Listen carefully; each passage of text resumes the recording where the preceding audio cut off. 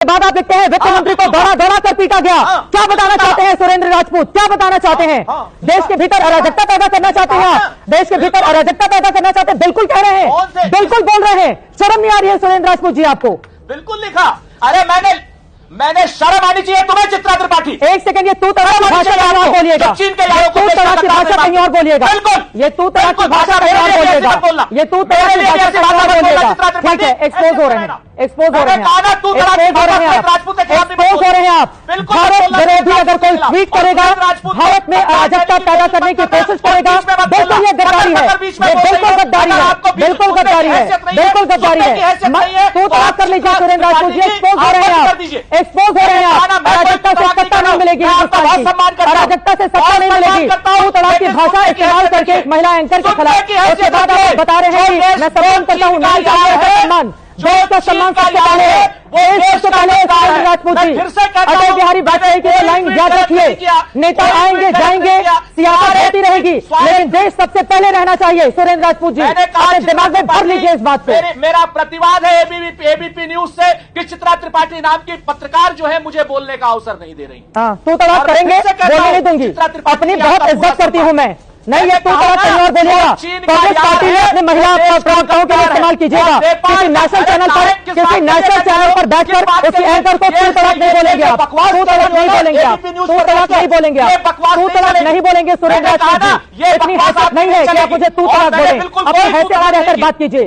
शुरुआत में आपने तू तलाक किया है, शुरुआत में आपने किया है, शुरुआत में आपने किया है। आप अपने पार्टी के प्रवक्ताओं के साथ, महिला प्रवक्ताओं के साथ बोलिएगा, मेरे साथ मत बोलिए। अराजकता देश में चाहते हैं आप लोग, शर्म नहीं आती है? देश में चाहते हैं आप लोग, देश में चाहते हैं अराजकता।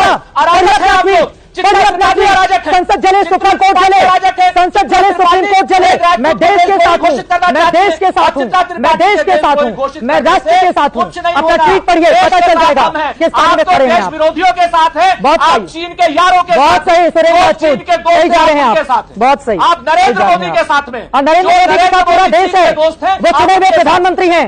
नरेंद्र मोदी के साथ देश है, तभी तो वो प्रधानमंत्री है, तभी वो प्रधानमंत्री है, तभी वो प्रधानमंत्री हैं। आपके भी प्रधानमंत्री हैं सुरेंद्र राजपूत जी, आपके भी प्रधानमंत्री हैं। और अगर उनके बराबर खड़ा होना है तो जरा जाकर चुनाव लड़ लीजिए। चलिए सुरेंद्र राजपूत जी, आपसे भद्दी भाषा का इस्तेमाल किया जा सकता है इस मंच से। आज की डेट में कुछ बोलने को, अरे आप देश विरोधी गद्दारों की तरह जो काम करेगा मैं उसको एक्सपोज करूंगी। मैं इसीलिए बैठी हुई हूँ सुरेंद्र राजपूत जी, मैं इसीलिए बैठी हुई हूँ। मुझे गर्व है कि मैं देश के साथ हूँ, मुझे गर्व है कि मैं देश के साथ हूँ, मुझे गर्व है कि मैं देश के साथ हूँ। राजपूत ने एक गलत ट्वीट नहीं किया। जाइए चुनाव में पता चल जाएगा, देश के साथ चुनाव में जाइए, जनता बताएगी कि किसके साथ वो खड़ी हुई है।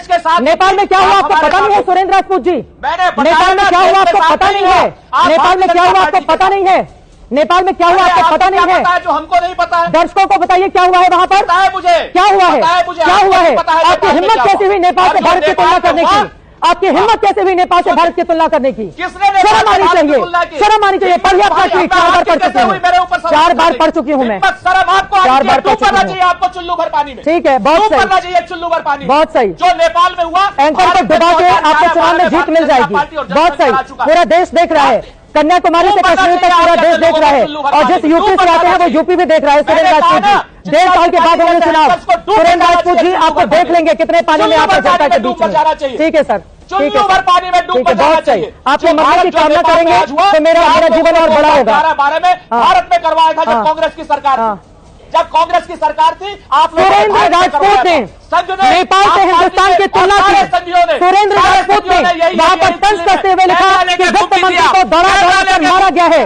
सुरेंद्र राजपूत ने चीन का जिक्र करते हुए नेपाल के पीएम का जिक्र किया, और उसके बाद तंज करते हुए उन्होंने देश की बात कही। आप इनका ट्वीट करिए, मैं देश के साथ हूँ सुरेंद्र राजपूत जी, आप जैसे नेताओं के साथ करते ही नहीं हूँ, और ये बहुत गलत बात है, ये बहुत गलत बात है, ये बहुत गलत बात है।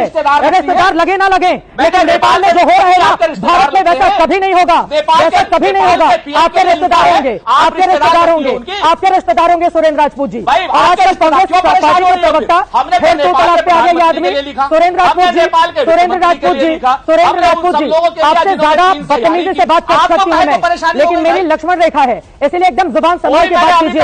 एक नेशनल चैनल की महिला एंकर से बात कर रहे हैं आप, एक नेशनल चैनल की महिला एंकर से बात कर रहे हैं आप सुरेंद्र राजपूत जी।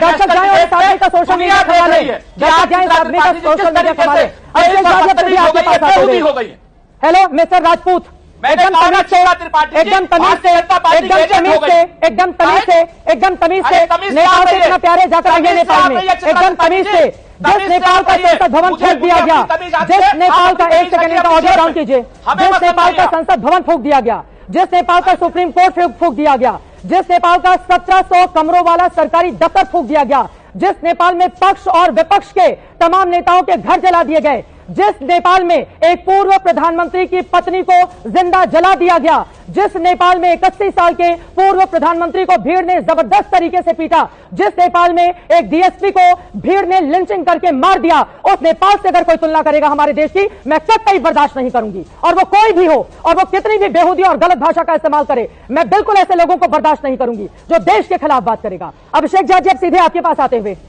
अभिषेक झा जी, कुछ लोगों को आपदा में अवसर दिखाई दे रहा है क्या अभिषेक झा जी?